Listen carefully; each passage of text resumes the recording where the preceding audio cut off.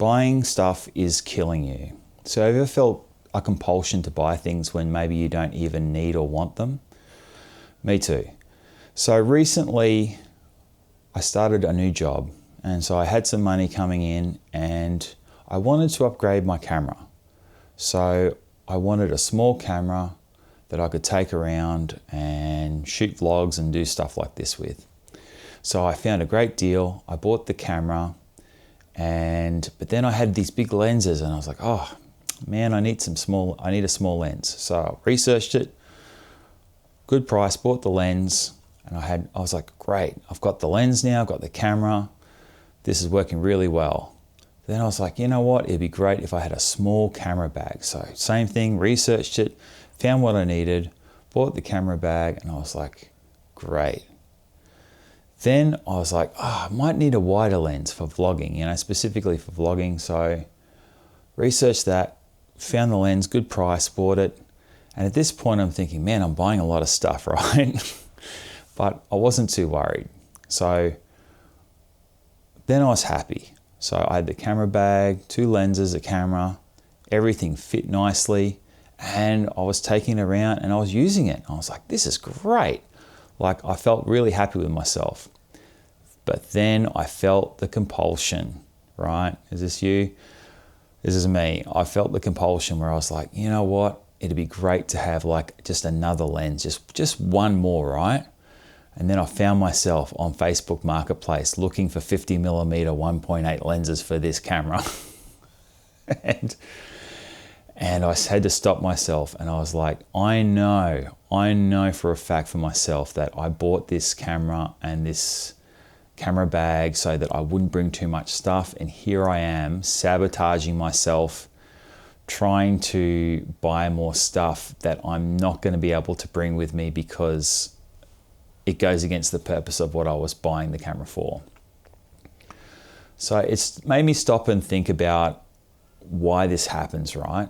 I think it's like eating. For me, if you're the sort of person that has this sort of addictive personality, I'm fine if I'm not doing something. If I'm not eating, I'm fine. I'm not hungry. If I'm not buying stuff, I'm fine. I don't feel compulsed to buy things. But as soon as I start down that road, then I can't stop.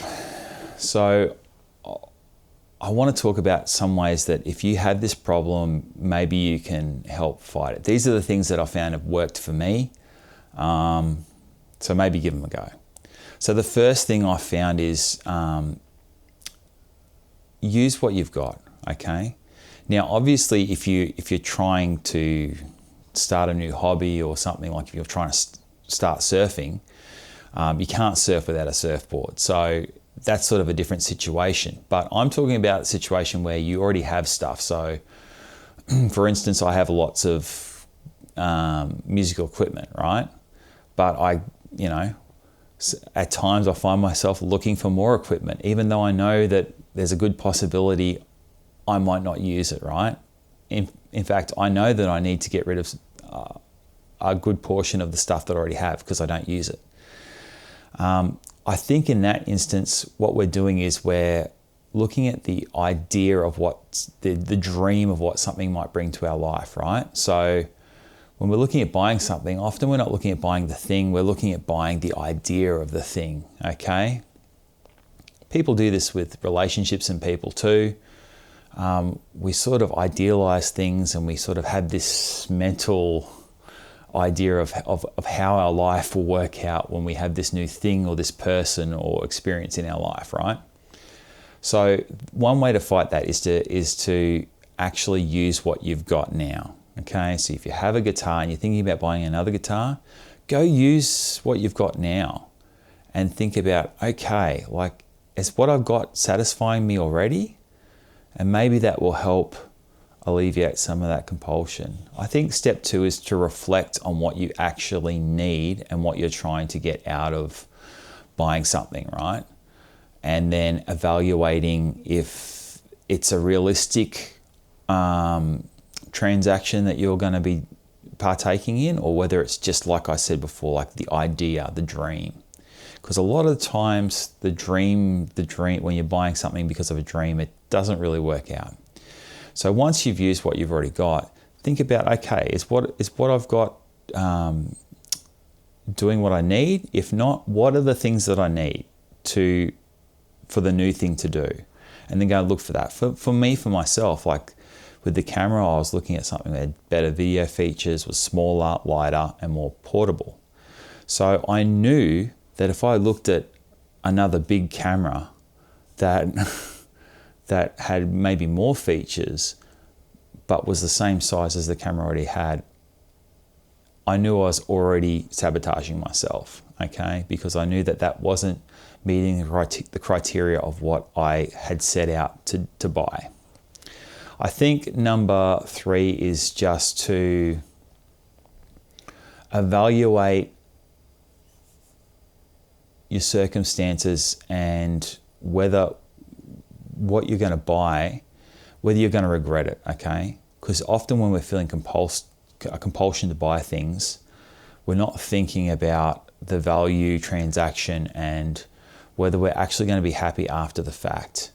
Okay, I know for myself, I bought things where I 100% couldn't afford them, but I had this idea that, oh, you know, I can't live without it. You know, my life's going to be so much better with it, and I'll buy it. I don't do anything with it, and I just feel depressed afterwards. Okay, so you want to try to stop that before it happens. Okay, so sometimes it can be easy. It's like, okay, you see a deal on something, you're just like, okay, I can't afford it right now. I'm just going to wait, and you know, if the money, if I can save up enough money, or if the price gets lowered, then I might reevaluate it. But for now, I'm just going to leave it. This can be hard sometimes if you know you're like me and you love looking for bargains and things. But sometimes it's best just not to look. So if you find yourself in an extreme situation where you're feeling lots of compulsion, sometimes you've just got to walk away completely and just say, okay, look, I'm just not going to buy anything for, I don't know, a week, 2 weeks, whatever. I know that's probably easier said than done, but I know for myself, like, I have to think about, is buying stuff more important than just, you know, being at peace with myself? You know, is this thing gonna bring me excitement but then make me feel regret afterwards? So, I mean, for me, I think the number one thing that I've found is just to get out and do stuff. Get out and use what you've already got.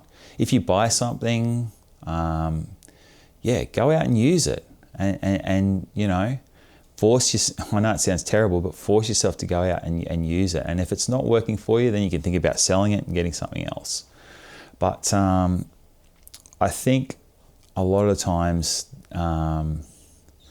this compulsive buying cycle is related to trying to escape the reality of, you know, our lives. So sometimes, you know, if you're a creative person, it's easier just to buy stuff than to actually go and create something. And I know that that's a cycle that I've been caught in far too many times. So I think ultimately that the number one solution is to go out there, create something, do something with what you've got, and live your life. Easier said than done. We all love buying stuff. Okay, we do. We all love buying stuff, but I think you've got to really balance that out and consider whether it's having a positive impact on your life or a negative impact, and then go from there. Okay, guys, so I hope this discussion has helped you somewhat. If you suffer from this, I feel you. You know, I suffer from it too. But, you know, you can control it and you can get on top of it. Okay, so until I see you in the next one, guys, bye.